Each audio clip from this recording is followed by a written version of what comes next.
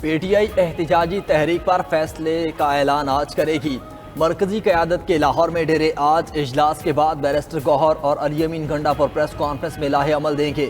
Barrister گوہر کا کہنا ہے کہ بانی پی ٹی آئی کے حکم پر تحریک کا اعلان ہو چکا، 5 اگست کو تحریک اپنے عروج پر ہوگی۔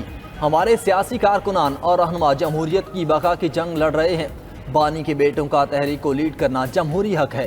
علی امین گنڈاپور نے احتجاجی تحریک لاہور سے شروع کرنے کا اعلان کر دیا، کہا لاہور سے چلنے والی تحریک ملک بھر میں کامیاب ہوتی ہے، ہماری تحریک پورا ملک فتح کرے گی۔ وہ دھمکی دیتے ہیں حکومت گرا دیں گے، جاؤ گرا دو، پہلے بھی حکومت ہم نے اپنے زور بازو پر بنائی ہے، ہمارا لیڈر بے گناہ جیل میں ہے، اس پر کوئی کیس نہیں۔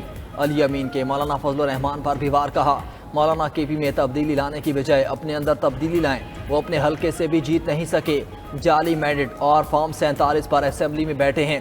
رہنما جے حافظ حمداللہ نے رد عمل دیا، علی امین گنڈاپور کی حیثیت یہ ہے کہ وہ 3 میں ہے نہ 13 میں، پورا صوبہ جل رہا ہے اور وہ لاؤ لشکر سمیت پنجاب فتح کرنے نکل پڑے اور لاہور میں بڑھ کے مارتے پھر رہے ہیں۔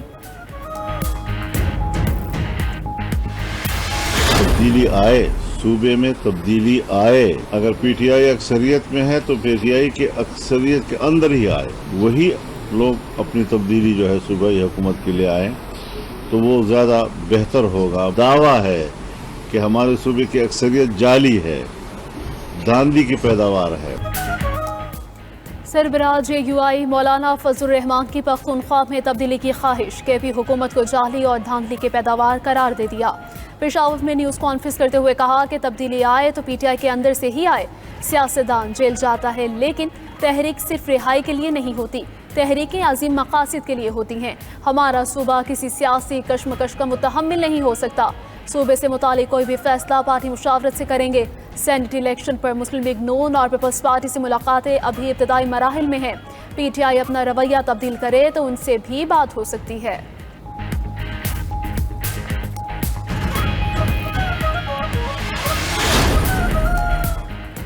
پی ٹی آئی نے روڑے اٹکائے تو سختی سے نمٹیں گے، پی ٹی آئی کے لیے بہتر ہے کہ مثبت سیاست کرے، وفاقی وزیر احسن اقبال کی لاہور میں گفتگو، کہا پاکستان اس وقت ترقی کی اڑان پر ہے، تحریک انصاف ترقی کی راہ میں رکاوٹیں نہ ڈالے۔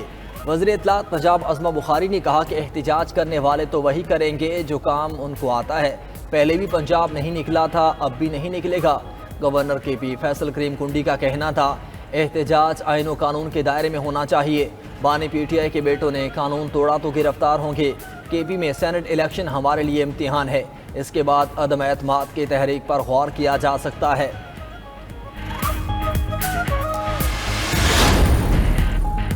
پنجاب اسمبلی کے معطل 26 اپوزیشن ارکان کا مستقبل کیا ہوگا؟ حکومتی اور اپوزیشن اراکین کے پارلیمانی لیڈرز کی میٹنگ کا دوسرا سیشن آج ہوگا۔ صدارت اسپیکر پنجاب اسمبلی ملک احمد خان کریں گے۔ حکومتی اتحاد نے 11 رکنی حکومتی ٹیم بھی فائل کر دی۔ ذرائع کے مطابق اپوزیشن کی کمیٹی کی قیادت ملک احمد خان بھچر خود کریں گے۔ مذاکرات کے نتائج 26 معطل ارکان کے مستقبل کا تعین کریں گے۔ مذاکرات کامیاب ہونے پر اسپیکر معطل ارکان کے خلاف ریفرنس ڈراپ کر سکتے ہیں۔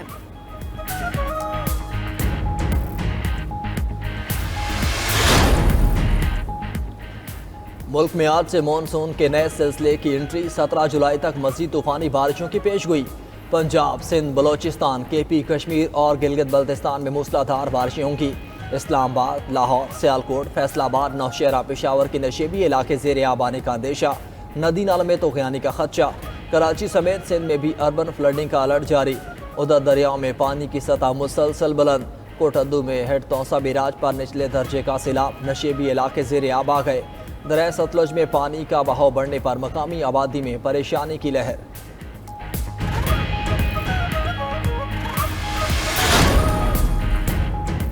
کراچی کے علاقے ڈیفنس کے فلیٹ سے اداکارہ حمیرہ اصغر کی لاش ملنے کا معاملہ، حمیرہ اصغر کے زیر استعمال موبائل فون اور لیپ ٹاپ کو انلوک کر لیا گیا۔ پولیس حکام کے مطابق اداکارہ کے کمرے میں موجود ڈائری میں تمام پاسورڈ لکھے ہوئے تھے۔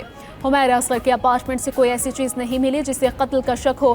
پوسٹ مارٹم رپورٹ اور کیمیکل ایگزامن رپورٹ آنے کے بعد موت کی اصل وجہ سامنے آئے گی۔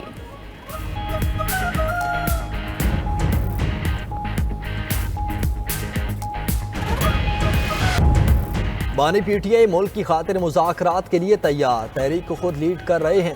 وزیر اعلیٰ خیبر پختونخوا کہتے ہیں کہ بانی نے واضح طور پر کہا ہوا ہے کہ فیصلہ سازوں سے بات چیت ہوگی، اگر ہم نے کوئی غلطی کی تو سزا بھگتنے کے لیے تیار ہیں۔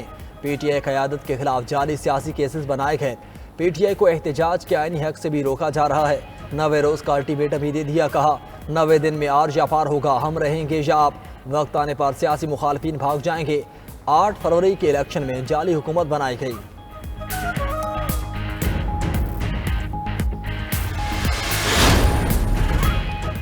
علی امین گھنٹا پور بتائیں کس کے این او سی پر وزیر اعلیٰ بنے؟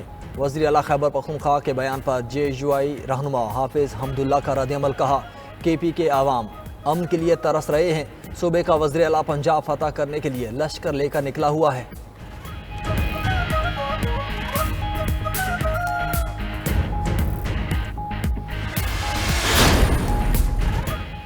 بانی پی ٹی آئی کے بیٹوں نے قانون توڑا تو گرفتار ہوں گے، گورنر خیبر پختونخوا نے خبردار کر دیا۔ فیصل کریم کنڈی کہتے ہیں احتجاج آئین اور قانون کے دائرے میں ہونا چاہیے، کسی کو قانون ہاتھ میں لینے کی اجازت نہیں دی جا سکتی۔ وزیر اعلیٰ خیبر پختونخوا پر تنقید کرتے ہوئے طنزیہ انداز میں کہا کہ ایسا نہ ہو کہ وزیر اعلیٰ علی امین گھنٹا پور تحریک چلائیں اور پیچھے سے سیلاب آ جائے۔ سینٹ الیکشن ہمارے لیے ایک امتحان ہے، اپوزیشن کی کوشش ہوگی کہ 5 نشستیں حاصل کرے۔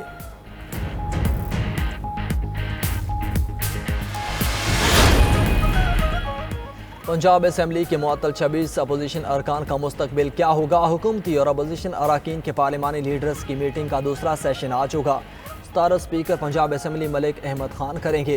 حکومتی اتحاد نے 11 رکنی حکومتی ٹیم بھی فائنل کر لی۔ رائے کے مطابق اپوزیشن کی کمیٹی کی قیادت ملک احمد بچر خود کریں گے۔ مذاکرات کے نتائج 26 معطل اراکین کے مستقبل کا تعین کریں گے۔ مذاکرات کامیاب ہونے پر اسپیکر معطل اراکین کے خلاف ریفرنس ڈراپ کر سکتے ہیں۔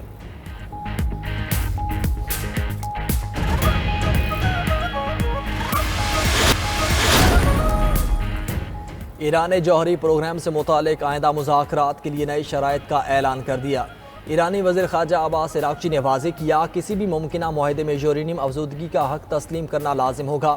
ایران یورینیم افزودگی کے حق کے بغیر کوئی معاہدہ قبول نہیں کرے گا۔ یہ حق ایران کی خود مختاری، سائنسی ترقی اور پرامن ایٹمی توانائی کے استعمال سے وابستہ ہے۔ ہمارا موقع بالکل واضح ہے، جوہری توانائی صرف پرامن مقاصد کے لیے استعمال ہوگی۔ ایران پر اقوام متحدہ کی پابندیاں دوبارہ عائد کی گئیں تو یہ یورپ کی سفارتی کردار کے اختتام کے مترادف ہوگا۔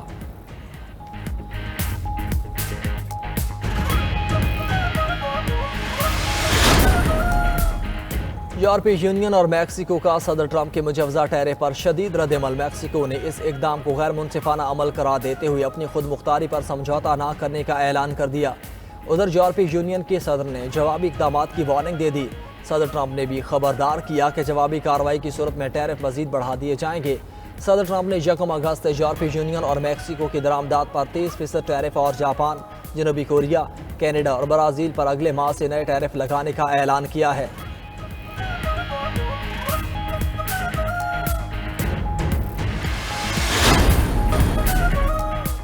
تائیوان کا جارحانہ اقدام، چین کے قریب جزیرے میں فضائی دفاعی نظام اور جدید ترین ہتھیاروں کی تنصیب شروع کر دی۔ تائیوان کو امریکہ کی سپورٹ حاصل۔ پینٹاگون نے جاپان اور آسٹریلیا سے بھی تائیوان کے حق میں کردار واضح کرنے کا مطالبہ کر دیا۔